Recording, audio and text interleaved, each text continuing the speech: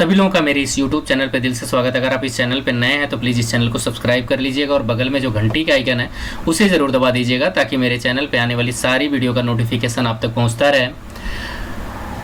आपका एक लाइक और एक सब्सक्राइब मुझे मोटिवेट करता है आगे वीडियो बनाने के लिए बीसी सखी योजना पे। तो प्लीज़ अभी तक आपने इस चैनल को सब्सक्राइब नहीं किया है तो प्लीज़ आप सब्सक्राइब कर लें, और आपको मेरी वीडियो अगर अच्छी लगती है तो वीडियो को लाइक भी कर दिया करें। इस वीडियो में मैं बात करूंगा बीसी सखियों को एक तरह से उत्तम कार्य के लिए सम्मान मिला है। किन बीसी सखियों को इस कार्य के लिए सम्मान मिला है उसके बारे में जानेंगे, और कहां पे एक तरह से सम्मान मिला है, और क्या इनको सम्मान मिलने के बाद एक तरह से इनकी जो इनकम है वो क्या बढ़ गई है, अगर नहीं बढ़ी है तो क्या क्या दिक्कतें हैं जो बैंक को एक तरह से सुधारनी चाहिए, और आने वाले टाइम में अगर बैंक उसमें सुधार करता है तो बीसी सखी की जो इनकम है वो सच में एक तरह से बढ़ जाएगी। तो सबसे पहले आप लोग यहाँ देख लीजिए कि ये जो सम्मान दिया गया है वो फिनो पेमेंट बैंक के द्वारा दिया गया है। एक तरह से फिनो पेमेंट बैंक से जुड़ी हुई जो बीसी सखी हैं और जिन बीसी सखियों ने एक तरह से ज़्यादा ट्रांजैक्शन किया है उन बीसी सखियों को फिनो पेमेंट बैंक के द्वारा एक तरह से सम्मान दिया गया है। और इसमें मतलब पूरे जहाँ फिनो पेमेंट बैंक को एक तरह से मिला है बीसी सखी का काम, उस ज़िले में एक तरह से मतलब अगर जो बीसी सखी काम कर रही हैं और ज़्यादा से ज़्यादा वो ट्रांजैक्शन कर रही हैं तो उनका टॉप में जो बीसी सखी हैं उनको एक तरह से फिनो पेमेंट बैंक ने सम्मान देने का कार्य किया है। लेकिन सवाल ये उठता है कि क्या बीसी सखियों को ये सम्मान मिलने के बाद क्या उनकी इनकम जो है बढ़ पाई है। अगर हकीकत पूछा जाए तो ये जो बीसी सखी हैं जिनको मतलब एक तरह से ज़्यादा ट्रांजैक्शन करने पे सम्मान दिया गया है, तो असल बात तो ये निकलेगी कि इनकी जो इनकम होगी, एक्चुअल इनकम जिस तरह से इन्होंने अगर मैक्सिमम ट्रांजैक्शन किया होगा तो भी 3 से 5 हज़ार महीने से ज़्यादा ये कमा नहीं पा रही होंगी। मैक्सिमम की बात कर रहा हूँ, वो भी मतलब अभी मुश्किल लग रहा है कमाना जो कमीशन से इनकम है। मैं ये क्यों कह रहा हूँ, सबसे पहले अगर मैं फिनो पेमेंट बैंक की ही बात करूँ कि फिनो पेमेंट बैंक से जो जुड़ी हुई जो बीसी सखी हैं वो आज के टाइम में उनके साथ क्या क्या दिक्कतें हैं, और ख़ास करके फिनो नहीं मतलब जितने भी पेमेंट बैंक हैं उनके साथ भी थोड़ी बहुत दिक्कतें हैं, और सारे बैंकों के साथ थोड़ी बहुत दिक्कतें हैं। फिनो पेमेंट बैंक में मैं बता दूं कि जो दिक्कतें हैं, सबसे ज़्यादा दिक्कतें हैं फिनो पेमेंट बैंक के साथ। सबसे पहली दिक्कत तो ये आती है कि इनकी जो ब्रांच है वो एक तरह से ज़िले पे बनाई गई है जो गाँव से 30 से 40 किलोमीटर दूर होते हैं। अब मजबूरी है कि बीसी सखी फिनो पेमेंट बैंक से जुड़ के एक तरह से ट्रांजैक्शन का काम नहीं कर सकती, उनको अलग से एक अकाउंट खुलवाना पड़ेगा। उसके लिए ब्रांच वाले एक तरह से करंट अकाउंट खोलने के लिए लेटर दे रहे हैं, जिस लेटर को ले जाकर बीसी सखी अपने नियरेस्ट किसी भी बैंक के ब्रांच में जाके अपना करंट अकाउंट खुलवा ले रही हैं, जहाँ से उनकी ट्रेनिंग हुई है। एक तरह से जो आरसीटी जो भी आपका लीडिंग बैंक होंगे आपके एरिया के, उसी के थ्रू उसी के आरसीटी पे जो है आपकी ट्रेनिंग हुई होगी, और उसी बैंक में आप जाके अपना नियरेस्ट आपके ब्रांच होगा वो 2-4 किलोमीटर की दूरी पे, तो वहाँ पे आप अपना करंट अकाउंट खुलवा के अपना काम कर रहे हो। तो सबसे बड़ी दिक्कत करंट अकाउंट के साथ क्या है कि करंट अकाउंट में आप 1 करोड़ से ऊपर ट्रांजेक्शन जैसे ही पूरा करोगे 1 करोड़ का ट्रांजैक्शन, उसके बाद आपका टीडीएस कटना शुरू हो जाएगा। तो कोई भी बीसी सखी अपना टीडीएस कटवा के अपना जो कैपिटल है, जो थोड़ा बहुत पैसे हैं उससे जो काम वो कर रही हैं, वो भी टीडीएस में वो नहीं जमा करना चाहेंगी। तो उनके लिए 1 करोड़ से ऊपर विड्रॉ करना तो इम्पॉसिबल के बराबर है। मतलब अगर वो करती हैं तो उनको घर से ही एक तरह से टीडीएस कटवाना पड़ेगा, और वो टीडीएस 1-1.5 साल के बाद जब वो अपना इनकम टैक्स का रिटर्न फाइल करेंगी तब जाके उनको रिफंड मिलेगा।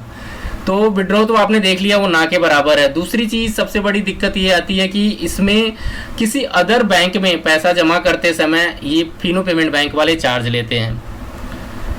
जिसमें अगर आप किसी भी बैंक में जमा करते हो मिनिमम एक तरह से 1000 पे 13 रुपये के करीब चार्ज कट जाता है। तो जो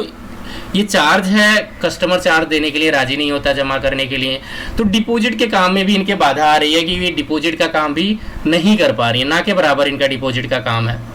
और दूसरा जो ये विड्रॉ कर रही है उस पर एक तरह से कमीशन भी देखा जाए तो 0.15 जो एवरेज निकल के आता है, जितना भी वैल्यू आप विड्रॉ करते हैं उस वैल्यू का 0.15 के करीब परसेंटेज में 0.15% के करीब कमीशन मिलता है।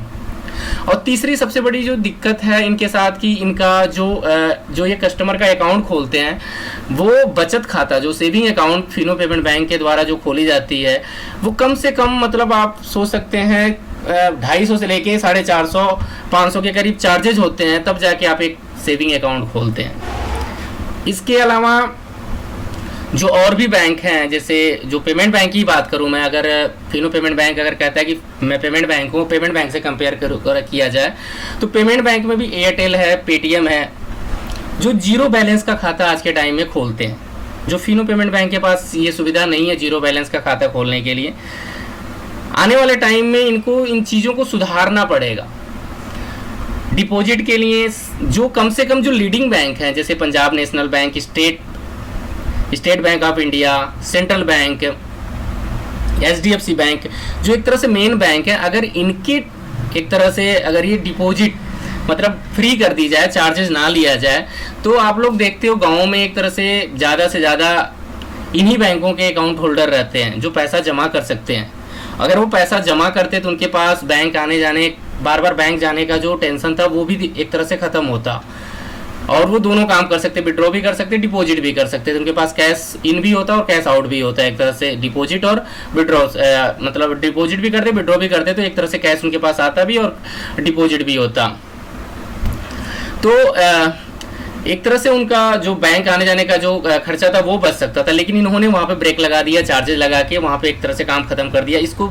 जितना जल्दी हो सके जो मेन बैंक हैं एटलीस्ट उनके जो हैं डिपॉजिट इनको फ्री करना चाहिए ताकि कोई चार्ज ना लगे, ताकि बीसी सखियों को इससे हेल्प मिले और वो ज़्यादा से ज़्यादा ट्रांजेक्शन कर सकें। दूसरी जो जनधन अकाउंट की बात की जाए, जीरो बैलेंस का जो खाता है वो एक तरह से जीरो बैलेंस का खाता सभी बैंक दे रहे हैं। यहाँ पे आप देख सकते हैं बैंक ऑफ बड़ौदा भी जीरो बैलेंस का, कॉमर्शियल बैंक है वो भी देता है, सारे बैंक देते हैं। तो गांव में अगर ये जीरो बैलेंस का खाता नहीं देंगे, अगर ये जनधन अकाउंट खोलने का ऑप्शन नहीं होगा इनके पास, तो गांव में कोई अकाउंट नहीं खुलवाएगा, और जब तक अकाउंट नहीं खुलवाएगा तब तक इनकी इनकम बढ़ेगी नहीं बीसी सखी की, क्योंकि अकाउंट खुलवाने के बाद अकाउंट में पैसे रखे जाते हैं, पैसे रखने पे भी बैंक जितना मेंटेन होता है उस पर थोड़ा बहुत कुछ तो कमीशन देता है। सारे जितने भी कॉमन सर्विस सेंटर वाले काम करते हैं वो जो खाता खोलते हैं और वो जो कस्टमर उस खाते में पैसा रखता है, जो मेंटेन होता है फंड, उस फंड का भी कुछ परसेंटेज मतलब एक तरह से बीसी सखी या जो भी कॉमन सर्विस सेंटर से जुड़े होते हैं लोग, उनको कमीशन मिलता है। अगर बीसी सखी ज़्यादा से ज़्यादा फिनो पेमेंट बैंक में खाता खोलेंगी तो जितने खाता धारक होंगे वो उसमें 1000 2000 5000 जो भी वो डिपॉजिट करके पैसा रखेंगे, उस डिपॉजिट फंड पे भी इनको कमीशन मिलेगा, उससे इनकी इनकम बढ़ेगी। तो ये सारी चीज़ें हैं इनको। और दूसरा जो ये करंट अकाउंट है, अभी खोलने का आप लेटर देते हैं करंट अकाउंट जो 1 करोड़ की, जिसमें लिमिट 1 करोड़ से ऊपर नहीं हो सकती, तो इसको भी एक तरह से ओडी अकाउंट में कन्वर्ट कराना चाहिए। और जो भी एक तरह से जो ओडी अकाउंट के थ्रू जैसे काम करते हैं लोग, उनके लिए लिमिट का मतलब अनलिमिटेड कर सकते हैं। जैसे बैंक ऑफ बड़ौदा की बात करें, उससे जो जुड़ी बीसी सखी ओडी अकाउंट के थ्रू काम कर रही हैं, उनके लिए मुझे समझ में आया कि उनके लिए कोई लिमिट नहीं है, वो अनलिमिटेड जितना चाहे उतना ट्रांजेक्शन कर सकती हैं। तो इस तरह से अगर फिनो पेमेंट बैंक अगर वो अपने पास खाता नहीं खोलता है, तो अगर जहाँ पे आरसीटी के थ्रू ट्रेनिंग हुई है और लीडिंग बैंक जो भी बीसी सखी के गाँव के आसपास लीडिंग बैंक है, उसमें एक तरह से करंट अकाउंट की जगह ओडी अकाउंट खुलवाने का ऑप्शन होना चाहिए, ताकि जो बीसी सखी है उनके लिए कोई लिमिट का टेंशन ना हो कि 1 करोड़ ही ट्रांजेक्शन करना है, मैक्सिमम से ज़्यादा वो ट्रांजेक्शन कर सकें। तो ये सारी चीज़ें हैं जो फिनो पेमेंट बैंक को आने वाले टाइम में सुधार करनी पड़ेगी, ताकि इनकी जो है इनकम एक तरह से बीसी सखी की इनकम जो है बढ़ाई जा सके। और दूसरी चीज़ सबसे बड़ी बात है, सरकार को भी जो सरकार ने 75,000 का लोन दिया है, इसका भी एक तरह से क्लियर कट गाइडलाइन होना चाहिए, ताकि बीसी सखी के दिमाग में जो टेंशन चल रही है लोन को लेके, कब भरना है कैसे भरना है, वो टेंशन भी खत्म होनी चाहिए, ताकि ये फ्री माइंड होके, टेंशन फ्री होके ये बीसी सखी का काम करें और आने वाले टाइम अपनी भी इनकम बढ़ाएं। अगर इस योजना से वो जुड़े हैं तो वो इतना इनकम कर लें ताकि वो खुश रह सकें। मतलब कम से कम भी हो तो इनकी कम से कम भी इनकम कहें तो 6 से 10 हज़ार के करीब इनकी इनकम होनी चाहिए, मैक्सिमम जितनी ज़्यादा हो जाए, लेकिन 6 से 10 हज़ार के बीच में इनकी एटलीस्ट इनकी इनकम होनी चाहिए। और इसके लिए सरकार को, बैंक वालों को और जितने भी सरकार में जुड़े हुए जो अधिकारी हैं जो बीसी सखी योजना को देख रहे हैं, उन लोगों को इसके बारे में विचार करना चाहिए, ताकि इनकी जो समस्या है वो दूर हो सके। बैंक ऑफ बड़ौदा की बात करें, उसमें थोड़ी सी समस्या ये है कि वो दूर एक तरह से उनकी ब्रांच है और वो किसी और बैंक में खाता खोलने का ऑप्शन नहीं देते हैं, एक समस्या। बाकी उनके पास प्रोडक्ट अच्छे हैं, सारी तरह की एक तरह से बैंकिंग सेवाएं बीसी सखी दे सकती हैं। उसमें कमीशन भी देखा जाए तो पेमेंट बैंकों से अच्छा खासा कमीशन है, लेकिन दिक्कत एक है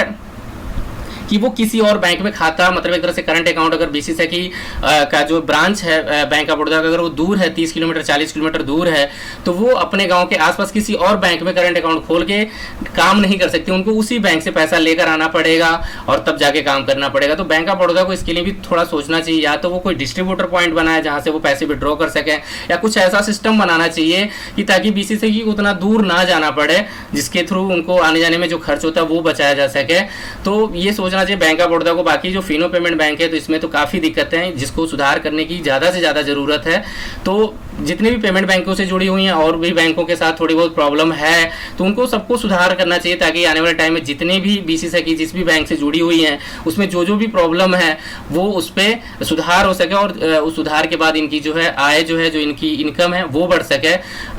देखिए आने वाले टाइम में सरकार क्या करती है, बैंक क्या करती है, जो भी होगा आगे आने वाले टाइम में वीडियो में अपडेट कर दिया जाएगा। बाकी आप लोगों को जो भी दिक्कतें परेशानियां आ रही हैं, आप अपने ब्लॉक के बीएमएम को